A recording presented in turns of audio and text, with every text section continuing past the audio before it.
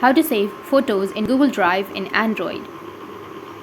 So if you want to save photos in your Google Drive in your Android, then first you need to open up your Google Drive application.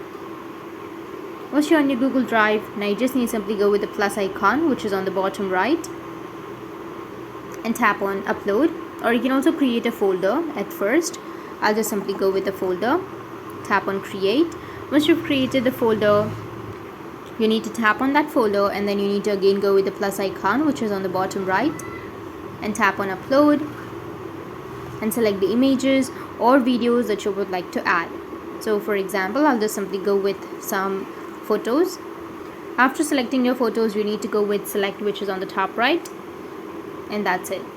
Once the photos has been uploaded, it will be saved in your Google Drive in Android. That's it, and if you have any questions, feel free to comment below. Thanks for watching.